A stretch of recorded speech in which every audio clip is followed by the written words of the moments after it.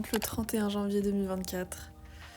C'est donc aujourd'hui ma dernière journée en 2024, comme nous tous finalement, tout le monde. Et j'avais envie de faire un petit peu une vidéo justement résumé, récapitulatif un petit peu de mon année 2024, qui fut une année chargée en émotions, surtout cette fin d'année, pour être très honnête.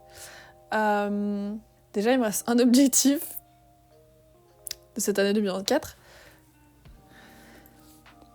Il faut que je finisse ce livre. Qui est le livre que j'avais acheté là, en mode Christmas Romance. J'en suis à plus de la moitié et il me reste 140 pages. Where is the Christmas? Où est Noël? Où est la romance? Il y a 10 000 histoires à la fois, 10 000 personnages à la fois, mais c'est mon 30e livre de l'année. Et j'aimerais bien pouvoir remplir sur Goodreads que je l'ai fini en 2024, because sinon, c'est de la loose en fait. Mais voilà, j'ai envie de faire un petit récapitulatif de mon année 2024. Honnêtement, c'était pas une mauvaise année du tout, c'est même une année où je suis très fière de cette année. C'était pas une année en mode waouh! Mais c'est une année où j'ai appris beaucoup de choses en vrai, mine de rien, où j'ai quand même vachement évolué, où j'ai quand même vachement découvert des choses sur moi. C'était globalement une année très sympa. La fin d'année a été plus compliquée, surtout ces 2 derniers mois. Mais en vrai, à partir de septembre, ça commençait à être plus compliqué. En vrai, il y a eu pas mal de choses depuis septembre. Mais pour autant, je le prends pas comme une mauvaise année du tout. Ma pire année restera l'année 2021. J'espère pendant encore très longtemps, j'espère que ça restera ma pire année. Mais voilà, en fait, j'ai beaucoup aimé cette année 2024. J'ai fait des choses très cool, je suis allée à New York cette année. C'est fou. C'était une année un peu de... C'est très bizarre de dire redécouverte de moi-même, c'est quand même très bizarre. C'était vraiment une année où je me suis vraiment rendu compte des forces que j'avais. Je trouve que franchement, je suis une personne top, franchement. 10 sur 10. J'ai une force mentale, en vrai, c'est fou. Je pense qu'on a compris qu'il y a eu quelque chose qui s'est passé il y a quelques mois qui a été compliqué pour moi. Et franchement, je trouve que ce problème, je l'ai très bien géré. Quelque chose, je suis très fière de moi cette année. Socialement, je vais être très honnête, je ne suis pas quelqu'un de très à l'aise socialement. Je ne suis pas quelqu'un qui aime beaucoup les événements sociaux. Et je m'écoute beaucoup plus là-dessus. Énorme exemple, ce soir, c'est le Nouvel An. Je fais le Nouvel An toute seule chez moi. Puisque de toute façon, je trouve que, à chaque fois, chaque année, les soirées de Nouvel An, c'est un peu éclaté. Je me fais un peu chier. Je passe rarement un bon moment. Je suis jamais en mode waouh. J'adore ma vie. Ça me va très bien d'être tout seul chez moi. Et je trouve que c'est une bonne manière de finir cette année. Puisque j'ai dû beaucoup réapprendre un petit peu à aimer ma propre compagnie. Toujours été quelqu'un qui aimait son temps solo. Puis j'ai vécu seule pendant 1 an dans un appart. Et vraiment, je kiffais ma vie. Je voyais mes amis quand je voyais mes amis. Mais j'étais très bien toute seule chez moi. Et en fait, petit à petit, j'ai perdu ce truc-là où dès que je me retrouve toute seule, je sais pas trop quoi faire. Et en fait, je suis tout le temps en mode « Ah, j'ai trop hâte d'être seule ». Mais une fois que je me retrouve toute seule, je suis en mode « Je fais quoi maintenant de ma vie ?» Et je suis un peu dans le process de refaire ça. Je me suis aussi rendu compte que j'ai énormément d'amour à donner aux autres. Et en fait, c'est très bizarre, c'est que je me suis rendu compte cette année, puisque c'est mes amis qui me l'ont dit, que je n'exprimais pas assez mes sentiments. Et c'est assez bizarre, puisque... ça a été assez bizarre pour moi de me rendre compte de ça, puisque pour moi, je suis quelqu'un de hyper émotive, hyper sensible, qui parle tout le temps de ses émotions et qui parle tout le temps quand ça va pas et tout.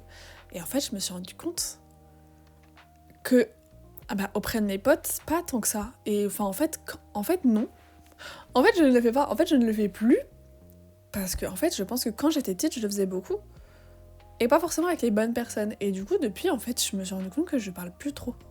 Pour moi, je suis quelqu'un qui m'exprime de ouf et tout. Et en fait, pas du tout. Et en fait, mes potes sont en mode, parle de toi, en fait, ma sœur. Parle de toi. Et voilà. Donc, c'est quelque chose que j'essaie de travailler. En fait, c'est que je m'en rends même pas compte. Et j'ai pas envie de déranger les personnes avec mes problèmes.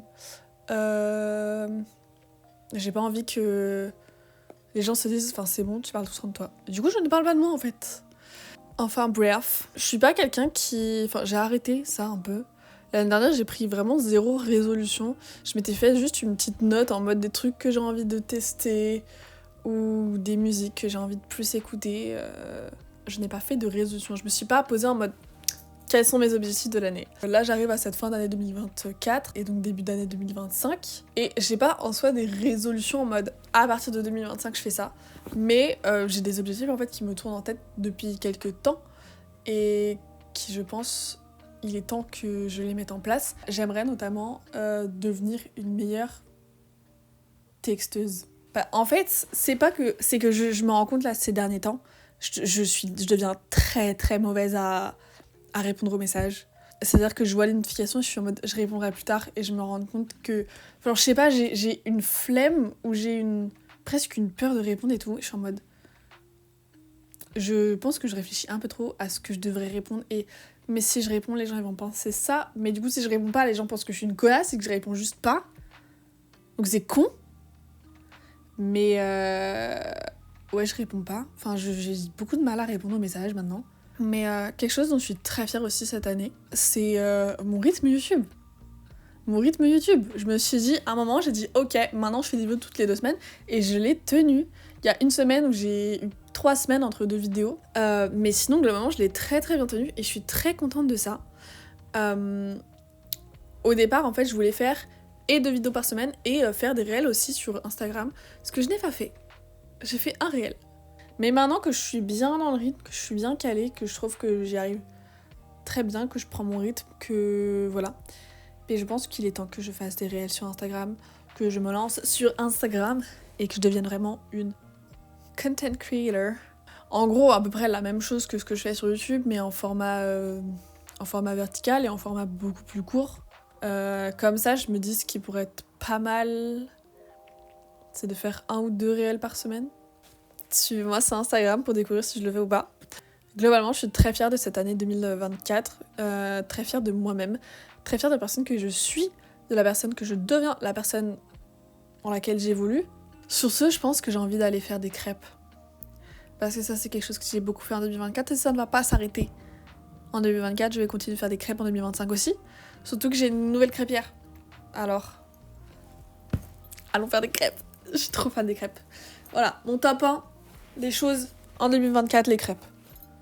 Voilà, toute catégorie confondue, les crêpes. Voilà.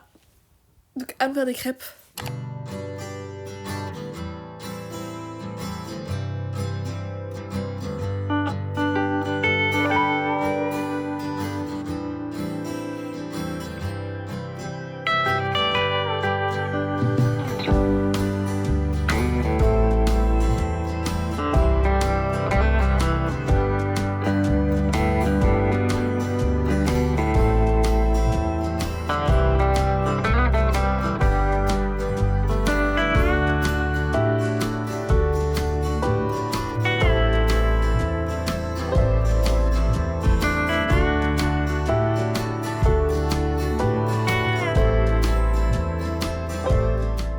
Il est actuellement 23h30. Vous me croyez si je vous dis que j'y ai pas touché? Je n'y ai pas touché. C'est pas grave. That's okay. En fait, c'est très bizarre parce que c'est la première fois que je fête le nouvel an seule. Enfin, c'est la première fois que je ne le fête pas en fait, finalement, puisque du coup, je n'ai rien fait de spécial. J'ai regardé Airspray. Et j'ai scrollé sur Instagram. Un autre truc que je veux réussir à arrêter. Parce que franchement, cette année, j'étais bien et tout. Mais là, depuis cette fin d'année, je suis tout le temps sur Instagram. Donc écoutez, c'est bizarre. En fait, c'est bizarre parce que du coup, c'est une journée vraiment normale. Et c'est la première fois que je traite cette journée comme journée basique. Alors, d'un côté, je suis vraiment contente parce que en fait, je trouve que de commencer l'année en étant crevé, parce qu'on était en gueule de bois, parce que t'as dormi 2 heures et tout, je trouve ça un peu nul. Alors que là, demain, je vais me réveiller Je vais être en forme, je vais aller au cinéma. J'ai peu d'attentes, Je suis pas en mode 2025 is gonna be my year. J'ai arrêté de faire ça. Parce que la fois où j'ai fait ça, j'ai fait cette année c'est mon année. Ça a été la pire année de ma vie. Donc depuis je ne fais plus ça. J'espère que ce sera quand même une belle année, qu'elle va pas me niquer. On va faire le max pour que ce soit une bonne année. En tout cas, j'espère qu'au moment où vous regardez cette vidéo, parce qu'on sera début janvier, mais... Et donc j'espère que votre année a bien commencé, que c'est pas déjà la merde. Et je vais garder mon rythme. Une vidéo toutes les 2 semaines. Je sais que c'est une vidéo un peu différente de d'habitude, parce qu'en fait c'est une vidéo, globalement, je n'ai fait que parler. Mais voilà, je trouvais ça intéressant aussi de faire un peu une conclusion sur cette année. Et sur ce, je vous dis donc à dans 2 semaines. Et moi, je vais essayer de lire mon livre. Ou pas. Peut-être que je vais finir mon année en regardant Friends. Sûrement. Donc, encore une fois, bonne année à tous.